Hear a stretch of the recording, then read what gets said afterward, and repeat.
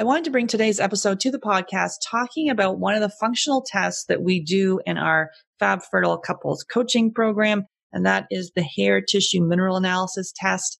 And this test has really been a game changer as well for us, being able to make really simple dietary changes and some supplement changes that to tweak this, really see if someone has to help with mineral deficiency. And this is something that I had. So I did that, changed my diet, addressed the gut infections, worked on the mental, emotional side of things, which is always something I'm working on. And then also because I was on birth control for over 10 years, and a lot of women that we work with have been on long-term hormonal birth control, it can impact your ability to absorb nutrients. So I was eating this beautiful, healthy diet, but my body wasn't able to absorb the nutrients. So this is something we see over and over again. So the hair tissue mineral analysis test lets us dig into exactly what's happening with your mineral status and helping us tweak this, which is essential for your hormones and for fertility. So excited for you to listen to this episode, and feel free to leave a review on iTunes. Hey there, I regularly speak with 5 to 10 couples per week who are struggling to have their baby. And although we want to help everyone, we only have 2 spots available per month to work with us. So the Supercharge Your Fertility Discovery call is for action takers. And really people who are ready to move forward so they can finally have their baby. And if you're not ready and you wait, the risk is you'll need to wait 2 to 3 months for a spot to open up. So if you're seriously considering working with us, go to Fab Fertile, F-A-B, fertile.com and click on book a free call. Then you'll be all booked in and ready to spend 30 minutes to give you the action plan to getting pregnant naturally. That's Fab Fertile, F-A-B, fertile.com, and click on book a free call. If you were to come to us and you did hair tissue mineral analysis and all of your minerals were imbalanced and you were excreting a bunch of heavy metals, that gives us some information that there's a lot of work to do. And let's see if we can correct that and help your body to excrete them in a safe way so that it's not harder on your body and causing more stress. Welcome to Get Pregnant Naturally, where functional medicine and natural fertility solutions will help you get pregnant and have your baby. Hey everyone, I'm Sarah Clark, and my mission is to inspire, motivate, and empower you. Most of all, I want you to wake up. So with functional medicine, we can discover what causes infertility and eventually reverse the condition.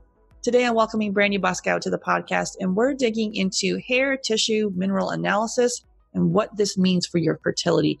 So definitely check out episode number 6 for a functional medicine 101 talk, plus a look at some of the tools we use to help couples conceive. So Brandy is part of my team here at Fab Fertile, and she is an integral part of our couples coaching program, which uses functional lab testing, diet, and lifestyle changes to dramatically improve conception. So if you're struggling with infertility, your body is desperately trying to tell you something. And focusing on your health will either help you get pregnant naturally, or if you do need to go to the fertility clinic, it will improve your chances of success. Brandy is a functional diagnostic nutrition practitioner, certified transformational health coach, and an EFT practitioner, so emotional freedom technique, which is tapping practitioner. She loves supporting women so they can learn how functional medicine addresses the underlying cause of disease or illness. And before we jump into today's show, don't forget to hit the subscribe button on iTunes or wherever you're listening to this to make sure you never miss an episode. Hey, Brandy, excited to have you back on the podcast. Thanks, Sarah. Great to be back. Awesome. So today we're digging into hair tissue mineral analysis. This is one of the tests that we run during our Fab Fertile couples coaching program, the HTMA as we call it. So why would looking at hair, like when we have people take for the test, you're taking snips of hair and reviewing that, why would that be good for someone that's struggling with infertility? It's actually, it's a very interesting test. So first of all, it's very inexpensive. It's non-invasive. You're basically just clipping hair. And the information that you can get from a hair tissue mineral analysis can kind of give you some clues about what's going on in the body in terms of imbalances and even deficiencies before you would even see it in blood.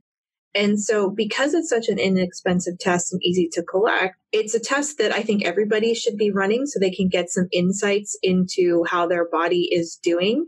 It can tell you how you're adapting to stress. It could tell you if you are unable to detoxify properly. It can tell you if you're having blood sugar issues.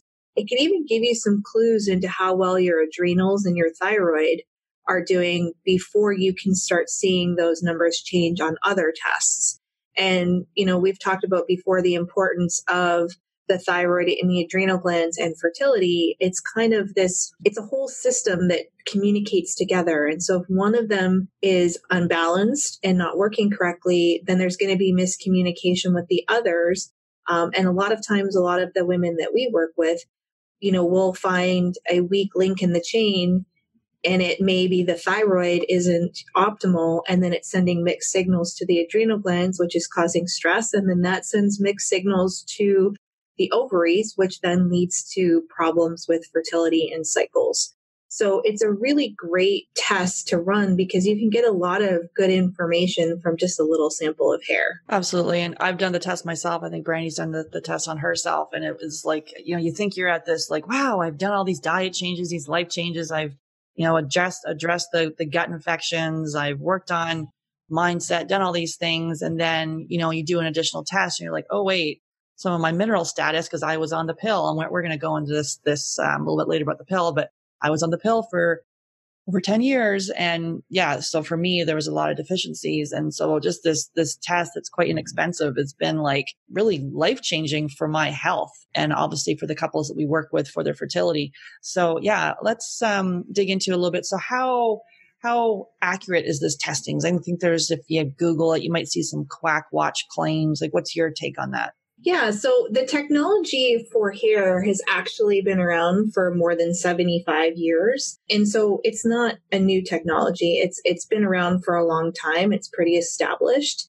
And many of the labs that do hair tissue mineral analysis are licensed, and they are inspected by the federal government every year. And it's part of the CLIA Act. So CLIA stands for Clinical Laboratory Improvement Amendments Act. These aren't just fly-by-night labs that don't know what they're doing. This is a technology and a test that has been around for a very long time. There's been several studies that, have maybe claimed that it doesn't provide much information. But one study I think that was kind of important that shows kind of the accuracy of hair tissue mineral analysis was one that was done by the U.S. Environmental Protection Agency. And it was done in the 70s, and they published a 300-page review on hair analysis in 1979, and it reviewed 400 studies of hair analysis. And basically, after reviewing all of these studies that had done based up until 1979, since the inception of this technology, they concluded that hair analysis is a meaningful and representative tissue for biological monitoring. So, that's a pretty bold statement, even back in the 70s, that, after looking at these 400 studies and reviewing the outcomes, they decided, or their conclusion was, that it is a valuable tool that people can use. Now, one of the problems that I think that comes back to like the whole quack watch and is it accurate, is you also need to have a practitioner that knows how to read the test. And so if you have somebody that doesn't understand hair tissue mineral analysis and the information that it can give you, then you may have a practitioner that's giving you recommendations that actually make you feel worse because they don't understand how to read the test. And I think that's one of the biggest flaws, is it can be complicated to learn because all of these minerals work together and they give you different information and different clues. So it's important that you work with a practitioner that's very knowledgeable in hair tissue mineral analysis, understands it, and has had success with their clients. And so that's why one of the reasons why we started using it is I actually am mentoring with somebody who has a lot of knowledge on hair tissue mineral analysis. I learned from her, and she's had a lot of success with many of her clients using just hair tissue mineral analysis, improving their health in many, many ways. Yeah, we actually had your mentor on the podcast, Kendra Perry, talking about mineral deficiencies. And that was back in December 2018. So you can definitely go back and refer to that episode where she goes through sort of talking about some of the things we're going to talk about today, but we're going to go into more depth about the actual test. So definitely check that episode out. And so what can the HTMA, or hair tissue mineral analysis, really tell us about our health and fertility, and really how the body is eliminating heavy metals and minerals through hair? So I think the first thing we need to do is we need to actually kind of take a step back and understand minerals and their roles in the body. So there are 4 main minerals that are the most important for every person. And those minerals are calcium, magnesium, sodium, and potassium. The HTMA test can actually give you a lot of information on how your body is utilizing these minerals, and imbalances in these minerals can actually give you a lot of different clues. I mean, we all are familiar with calcium. It's, calcium for bone and teeth. Like that's really, really important. But the other thing with calcium is that it's actually a mineral that's very easy for us to get in our environment and from our food. And I would say the majority of the population is not deficient in calcium. They actually get plenty of calcium. Problem with calcium, though, is that you need to have a balance of magnesium, sodium, and potassium to keep calcium in check. When calcium goes too high, what can happen is it starts to then calcify. So it has these hard deposits in areas that you don't want them. So places like your joints, and that's when you may start getting achy joints or things like arthritis. You can get it in your arteries, which is where you'll see artery calcification and things like heart disease. Another soft tissue is hair. And so we can see a lot of excretion of calcium in hair. And that tells us that the calcium is either not being utilized correctly or there's too much of it in your diet and not enough of the other minerals to keep it in balance. Now, calcium is, important, like I said, not only for bones and teeth, but it's also really responsible for controlling the nervous system. So an imbalance in calcium can actually have an effect on your nervous system. It's important for the contraction of muscles. So again, an imbalance in calcium, you could start having issues with muscle cramps, Charlie horses.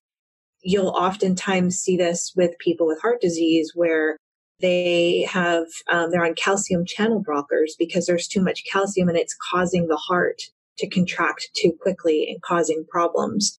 So it's important because we do need it to contract our muscles, but too much of it becomes an issue. Calcium is very important, but it's one of those minerals that we very, very often see high in people. And when we see high calcium, we definitely want to look at the other minerals and see, are they in balance? Are they low? Do we need to find ways to boost sodium, magnesium, and potassium? And we generally recommend doing that via food. That's the best way to do it. But the other thing that can be associated with high calcium, we have what we call like a calcium shell. And that's very indicative of somebody who's been under a lot of stress and a lot of mental, emotional stress. So that's one of the things that I didn't mention in your previous question, Sarah, was like, what can it tell you? We can actually see, looking at hair tissue mineral analysis, if somebody has a lot of mental, emotional stress that they aren't dealing with, because they will start to build up calcium almost as a protective mechanism so they don't have to feel mental and emotional pain. And it's a really, really interesting correlation. You'd think, well, how can you tell that from hair? But it's actually something that's really, really common. And there's a lot of studies and case studies showing people who have mental disorders or depression, anxiety, who have really, really high levels of calcium. And when they start to work on those things through lifestyle and therapy and, EFT and meditation and all of those things without supplementing with anything else, their calcium levels tend to come down. So it's a pretty interesting correlation. And it's one of the ones that I really enjoy learning about when I was learning about HTMA. Yeah, that's something that was the case for me. Mine was really high. And I'm like, oh my goodness, I thought I'd worked. I'm like, shit, I thought I'd worked through this stuff.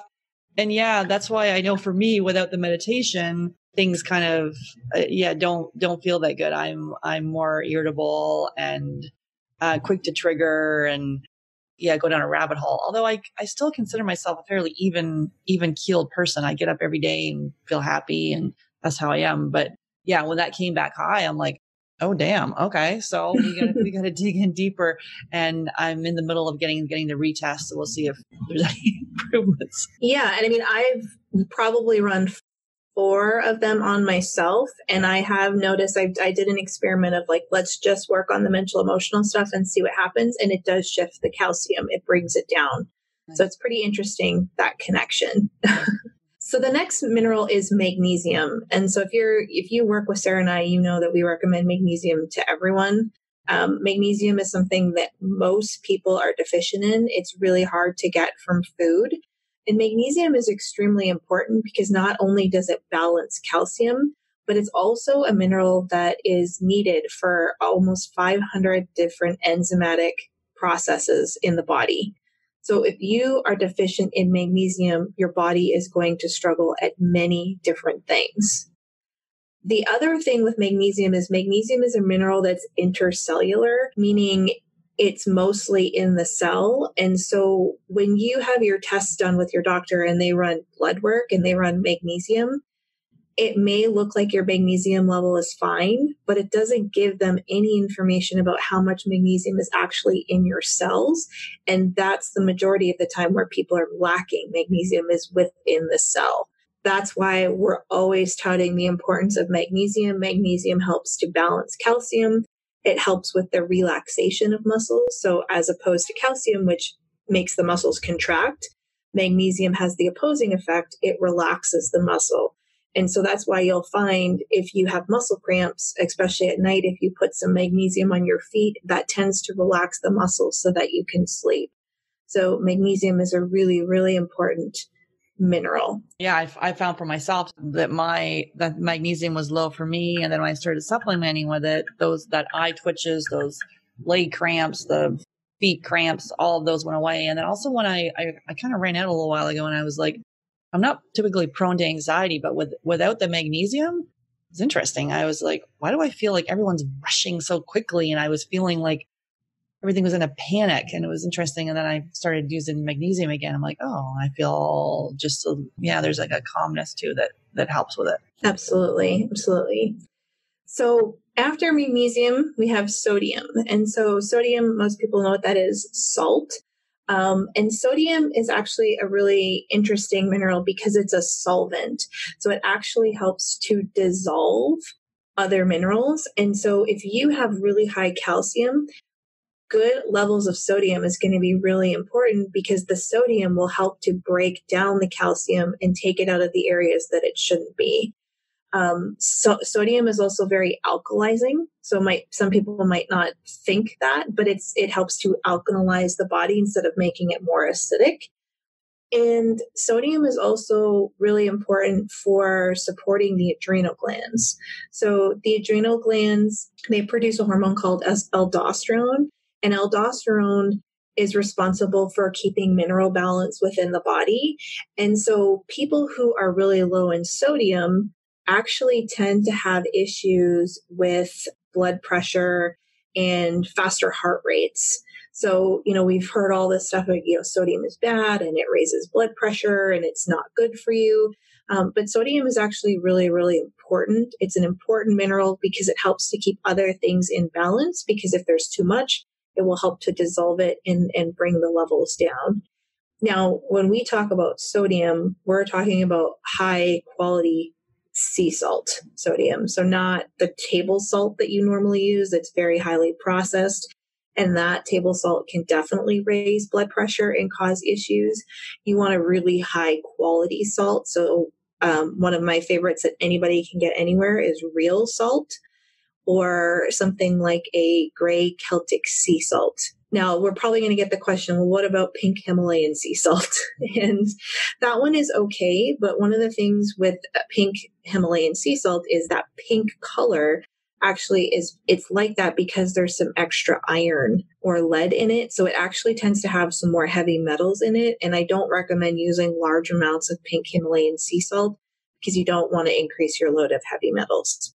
So stick with the gray salts, the Celtic gray salts, or even real salt. It's a really good option for sea salt. Yeah, and you can just pop it in your water, and I actually like it. Yeah, it's very energizing. People, kind of think that that's weird, but if you add a little bit of sea salt to your water, it actually boosts your adrenal glands and gives you a little bit of an energy boost. The other thing that it does is it actually helps with dehydration. So you would kind of think that's the opposite, but you need the sodium in the water to help it get into the cell. So adding a little pinch of sea salt to your water actually helps to hydrate your cells better.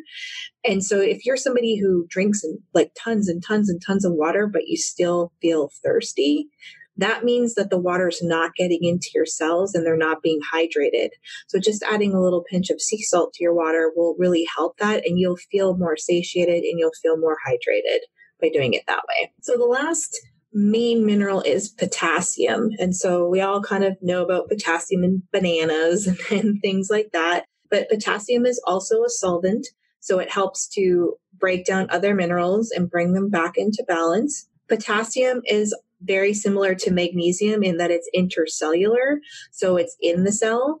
And so if you have your doctor runs blood tests and your potassium is high on your blood work, that actually is an indication that you need potassium because you're losing too much.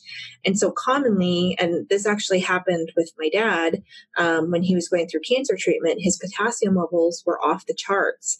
And his doctor basically said, you cannot take anything with potassium. Like he had him stop eating anything that had potassium in it, when the reality was he actually desperately needed potassium because he was losing it. So this is why hair tissue mineral analysis is really interesting, because it can give you more information and it can tell you what the minerals are doing in the cells, not just in your blood. Those are the main ones, the calcium, magnesium, sodium, and potassium. And so you can see just by going over those four, how much information you can get from just seeing what those levels are doing. But then the next level of that is, how do they work in ratio or in relation to each other? And we can garner a lot of information from that. Yeah. So then going into the different places that it can kind of help with. So what about mineral deficiencies and imbalances? How would the HTMA help with that? I think we've sort of identified those as some of the four ones that you just talked about. Anything else? Yeah. So we have what we call our significant ratio. So this is the ratio of one mineral as opposed to the other. And there are several different ratios that a hair tissue mineral analysis looks at. And each one of these ratios can give you some insight into different areas of the body. So I'll kind of just go through each of the ratios and give you a little of insight into each of them. So the first one is calcium and phosphorus. The calcium phosphorus ratio gives us an indication or gives us some clue into what side of the nervous system your body is working on. So we have the sympathetic and the parasympathetic side of the nervous system. The sympathetic side is the go, go, go. I'm under a ton of stress. It's an emergency. It's urgent, like just really, really ramped up. The parasympathetic side of the nervous system is the relaxed, rest and digest, like calm side of the nervous system. And, we want to be pretty balanced between both of them. But if we are tending more towards the sympathetic, then that can give us some clues that you are under a ton of stress. And we need to really work on lifestyle and even work on, how you perceive stress in your life. If your ratio is more trending towards the parasympathetic, that can tell us that your body is starting to wear out and it can't keep up with the stress demand. And we need to dig deeper and find out what's going on. So that's an interesting ratio. The next one is sodium potassium. So the sodium potassium ratio is what we call the vitality ratio or the stress ratio. And so this can give us some clues into, how stressed are you and how is your body responding to that? Or another way of putting it, we call it vital reserve. So, how much genetic vital reserve do you have left to keep combating stress? And we talk about stress a lot. I think we've talked about stress in a lot of podcasts that we've done, but stress impacts every area of the body, especially fertility. So if you are under chronic stress, whether it's mental, emotional, work, financial stress, physical stress because you've been injured, it could be biochemical stress. So maybe, you were on birth control and that's a big stress on your hormones. That is going to impact you. And it's going to be really hard for your body to get back into balance and to balance your hormones if that stress is just constantly there. And so that's why when we have couples work through the program with us, we look at all of the different areas where stress may be, and we identify them and we try to work on them. And so this is kind of another way for us to see how your body is adapting to stress, and kind of just, keeps completing the picture for us essentially. Is we say, okay, yes, this confirms your body is having a hard time with stress, and so it's important for us to deal with it. Then there's the calcium-potassium ratio, and this can tell us a lot about thyroid. So we actually may see this ratio off before you even see imbalances in your thyroid on blood work. So it's a really interesting ratio to look at, because you can see that your ratio is really high, meaning that your thyroid is ramped up and like really, really active before you may see it on blood work with TSH or something like that. Or we can see that everything is really, really slowed down long before we would see it on blood work, which is nice because then there's things that you can do with balancing your minerals, which then may in turn help your thyroid and prevent it from getting to the point where it's diagnosed as a thyroid disorder and you need medication. So I really, really like hair tissue mineral analysis for that respect, because it can give you clues way earlier than you would see them on blood work. And we regularly see couples that have thyroid dysfunction, women that have thyroid dysfunction and infertility. It seems to go hand in hand a lot of the times, not all the time, but yeah. And the nice thing is like there's things you can do with lifestyle. You don't need to take supplements or medication to fix it. You can balance your minerals and make a really, really big difference. Mm-hmm. So the next ratio is sodium magnesium. So the sodium magnesium ratio, this is what we call the adrenal ratio. And so similar to thyroid, this can give us some clues on how your adrenal glands are doing. And again, this can start to present on a hair tissue mineral analysis long before it presents in other types of testing. This can be balanced by balancing your minerals.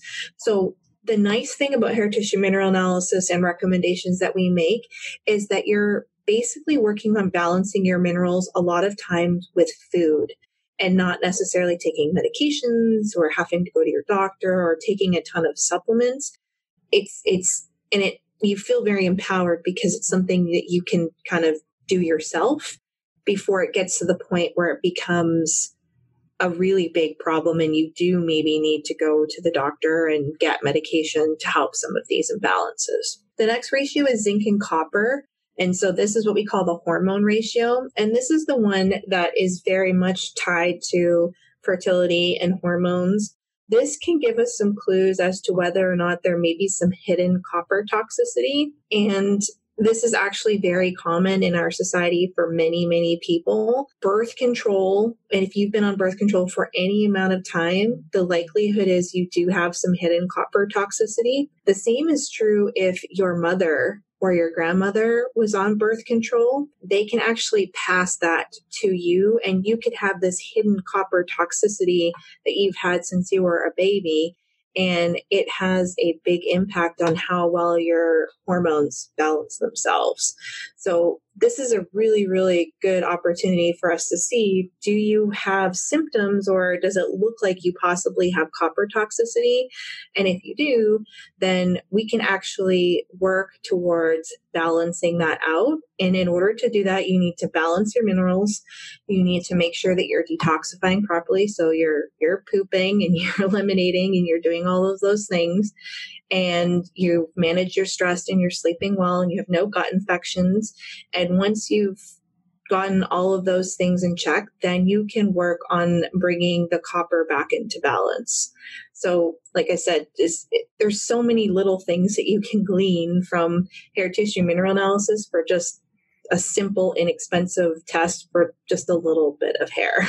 And that was the case for me. I had copper toxicity. So working away on that one. The next one is calcium magnesium. This is the blood sugar ratio.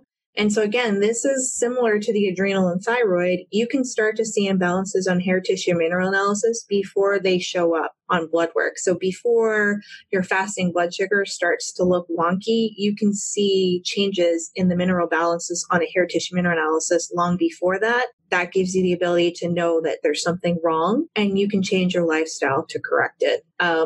So again, this is also a really, really common one that we see with a lot of the women that we work with.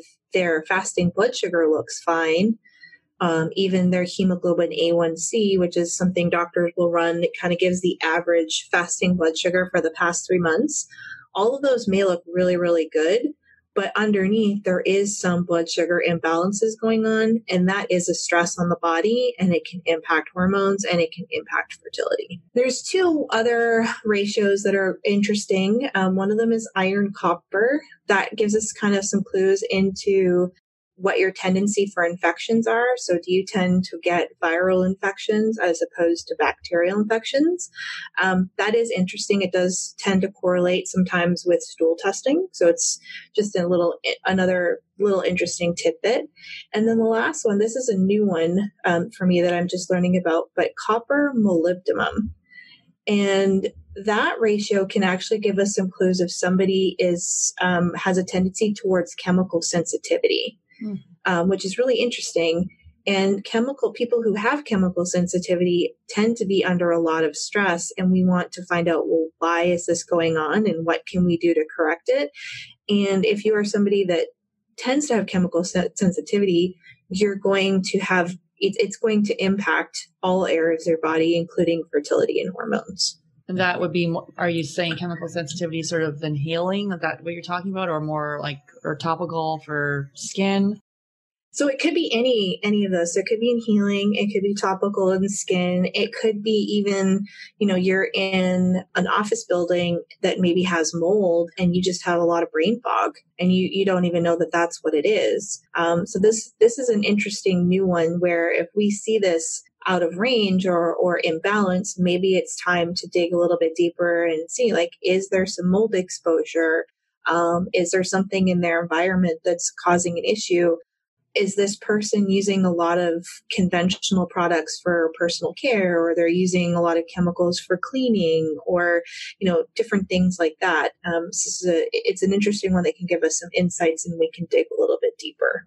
Yeah, that was definitely for me with the skin issues. It was more like, how come every deodorant I've ever tried never worked until I've, finally settled on a natural one that actually works. But it's like sensitivity probably for like over 20 years. I'd be scratching like a crazy person and nothing was working. And then also, just prone to more skin rashes from some of these personal care products I was using. I remember all different lotions, things, all of a sudden, none of that really worked for me. And I had to find a one that was non-toxic. And then that was a changing point for me. Yeah. And then the last thing I think I want to address about what this can tell you is a lot of people think, well, a hair tissue mineral analysis is going to tell me if I have heavy metals. And it's true. Yes and no. So yes, it does have heavy metals on the test. And if there's heavy metals that show up, that's definitely an issue and you need to address it. But know in that it's not exactly the most accurate measurement of how many heavy metals you may have in your system, because a lot of times heavy metals are not good for you. And so your body's always trying to protect you, and it will sequester metals in different tissues, and you may not be excreting those heavy metals. So just because you do a test and let's say you're not showing high in mercury, that doesn't mean that you don't have mercury. It could just be that the mercury is being hidden or sequestered in different tissues of your body to protect yourself. And so what we tend to see is when we can balance the minerals and get the body working really well and prop up the vitality, so meaning, propping up your health and getting you to a point where you're more vital and more vibrant and you feel better, then your body will say, okay, it's safe now to start getting rid of these metals and detoxifying them. And so that would be the next level after you've balanced your minerals with hair tissue mineral analysis, is then you can start digging into heavy metals. And all of those things do definitely have an impact on fertility. So if you were to come to us and you did hair tissue mineral analysis and all of your minerals were imbalanced, and you were excreting a bunch of heavy metals, that gives us some information that there's a lot of work to do. It's not impossible, but there's a lot of work to do. And we need to find out where you're being exposed. And let's see if we can correct that and help your body to excrete them in a safe way so that it's not harder on your body and causing more stress. So for the nutrient deficiencies, and back to the link to infertility, so we talked about the pill and how that can impact your nutrient levels and obviously predisposing you to food sensitivities and gut infections. And we've talked a lot about this on other podcasts, but anything you wanted to say there? I think we talked about the copper side of it that's showing up on the hair tissue mineral analysis, but anything else you'd like to share there? Yeah, so there's some other minerals on there, things like cobalt, selenium, things like that. So imbalances in cobalt can actually be an indication of low stomach acid. And so if you have low stomach acid, you're not going to be able to absorb the nutrients and the vitamins from the foods that you're eating. And you may even be taking, which honestly is not uncommon. We have women coming to us on boatloads of supplements that, they thought or were told were good for fertility, but then it turns out their stomach acid is really low. And so they're taking all these supplements and they're not even able to absorb them. So that is definitely going to impact fertility because you need all of these essential minerals and you need certain vitamins to help balance your hormones. So things like B vitamins are really, really important. B6 especially really, really helps with progesterone production. So if you're eating all these great organic foods and lots of leafy greens and taking these supplements, but your stomach acid is low, you're not absorbing it. It's not going to translate into building hormones. So the hair tissue minerals can definitely give us some clues into what's going on with digestion and stomach acid. I mentioned selenium. So there's oftentimes we will see people have very low selenium and also their thyroid ratio is really imbalanced. And so that gives us some clues that this person, maybe there's a thyroid issue going on and we need to bring the selenium levels back up because selenium is important for thyroid. We need to balance the minerals, magnesium, sodium, potassium, calcium. And that person may also need iodine. Which we didn't really talk about, but the iodine isn't checked on hair tissue mineral analysis, but some of the minerals and the ratios that are on there can give us some clues into whether or not this person that we're working with may be iodine deficient. And if that's the case, that can really, really impact the thyroid, and thyroid greatly impacts fertility and hormones. Can you talk a little bit about iodine deficiency and sort of what you're seeing out there and sort of some tips that you have for that? Yeah, so iodine deficiency can also go hand in hand with copper toxicity. And iodine is one of those really touchy subjects where people are really scared to use iodine. But when we are working with somebody and we do what we call an iodine protocol, there's a couple of reasons for it. So one of them is because their iodine levels are low, and that has a really big impact on the thyroid. But iodine also is very important for breaking up calcium. So if you have very high calcium, or what we call the calcium shell, you may need to actually take in iodine to help break that down. And the iodine can help to bring other minerals back into balance. And so it's all like this, it's like this dance between all of these minerals and nutrients that you have to you can't just have things in isolation. So you can't just say, okay, here you go, you're iodine deficient, take iodine, and not look at everything else. You have to look at all of the minerals and try to have them all in balance with each other so that your body can work and run optimally. And what do you think people get wrong with the iodine protocol or iodine deficiency of taking iodine there? What are you seeing? So they take too much and they go too quickly. Mm-hmm. That's one of the biggest things, or they don't understand what they're using. So I mean, you could go really, really slow with iodine by taking something like a kelp supplement. But you also have to keep in mind with kelp, it does come from the sea. And so sourcing is really important. So if you're taking a kelp supplement and you haven't contacted the company to find out how they source their product and if they test for heavy metals, you may be taking kelp that has a whole bunch of heavy metals in it, which is just going to make matters worse. In terms of dosing, I mean, Sarah, you can speak to this. We had you doing the iodine protocol. I mean, you had to start super, super low because if you go too quickly, it can actually cause detox symptoms, which will make you anxious and you can't sleep at night and your stomach is upset. And it's not a comfortable situation. So it's important to test and find the right dosage for you. And that may be 1 drop in water every 2 or 3 days. that was the case for me, where I went to 2 drops and I'm like, oh my goodness, why do I have insomnia? I don't usually have issues with my sleep.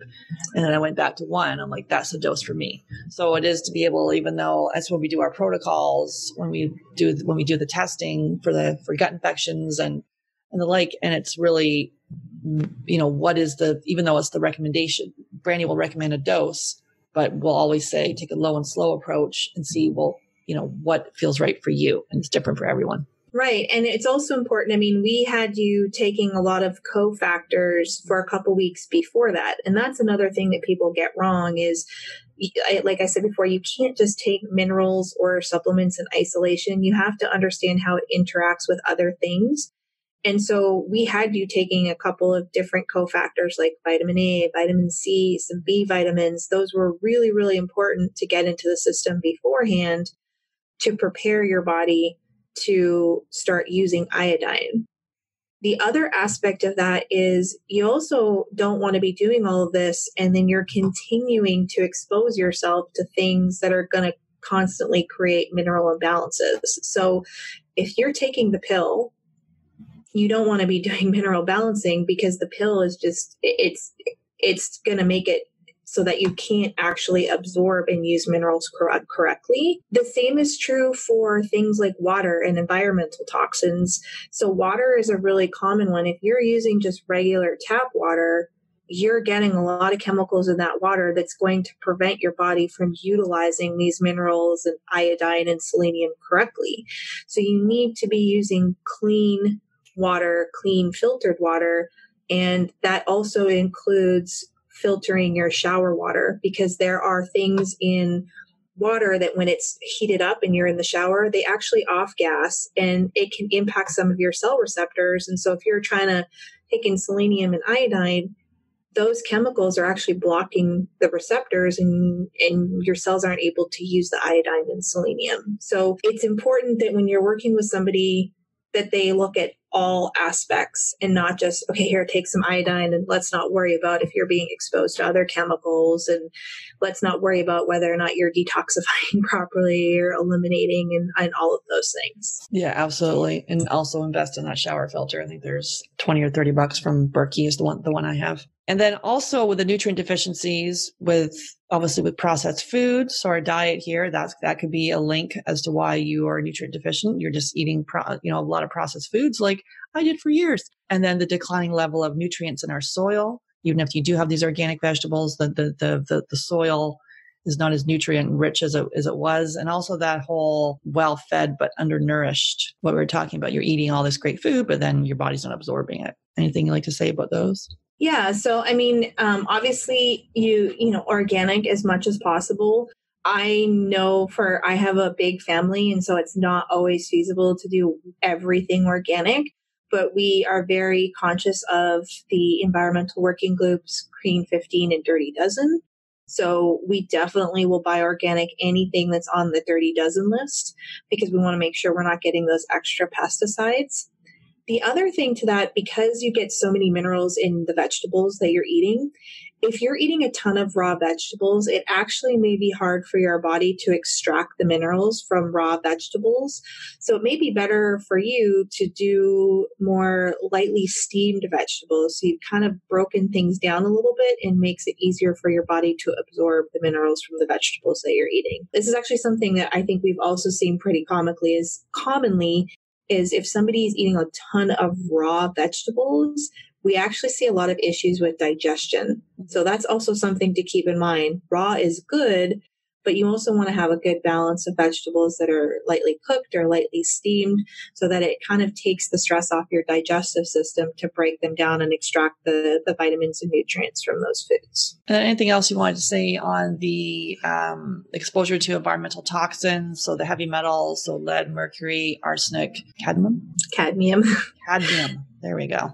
So, I mean, again, this is something that I think we've had other podcasts about and a lot of the other guests have talked about, but really taking a survey of your environment and the things that you're using in your house. So switching to more non-toxic cleaning products, switching to more non-toxic personal care products. Those are some of the biggest exposures. Looking at the things you're using in your kitchen. Are you using a ton of aluminum foil? If so, probably not the greatest idea because you're getting a lot of exposure to aluminum.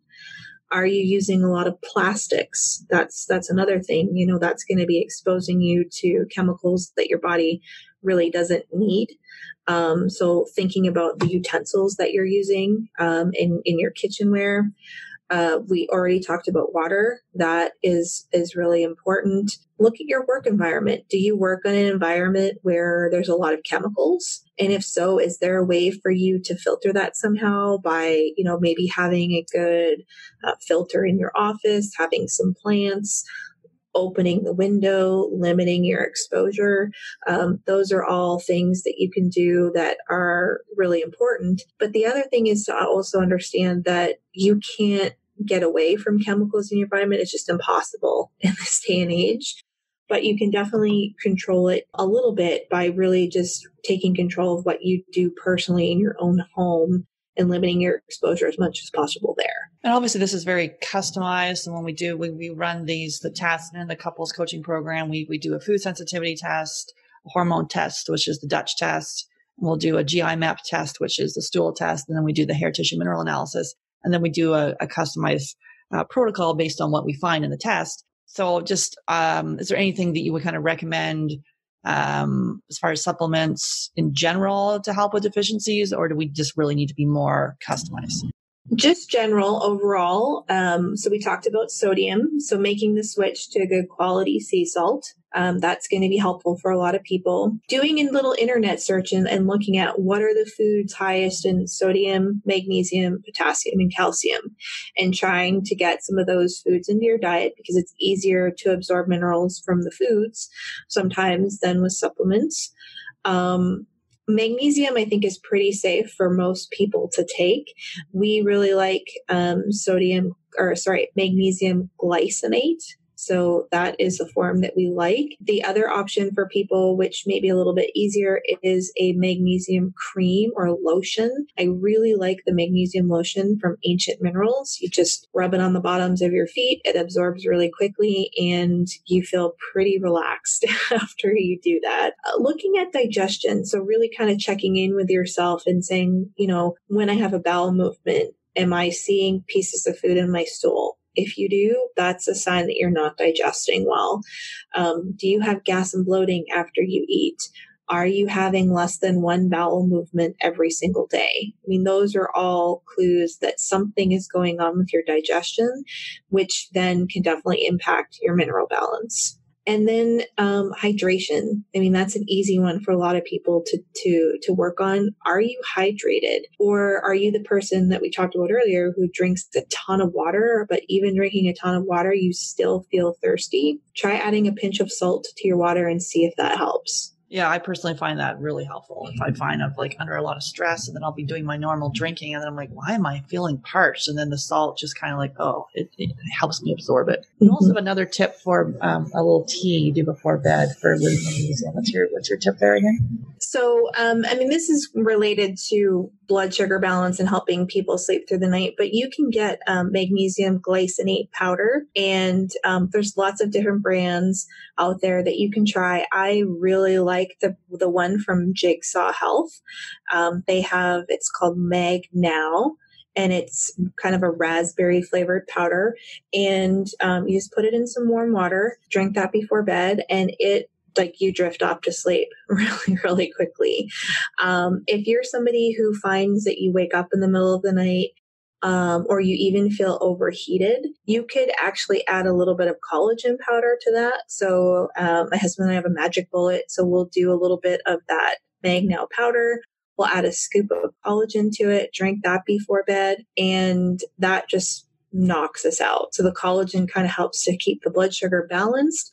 But there's also some things in collagen, I believe it's the glycine, but it helps to regulate temperature at night, which is really interesting. So just a little tip for people who are having trouble falling asleep and staying asleep. And we talked a little bit about this with the nutrient dense foods. So the leafy greens, and also obviously making sure it's organic foods, but meats, and so grass-fed meats and organ meat.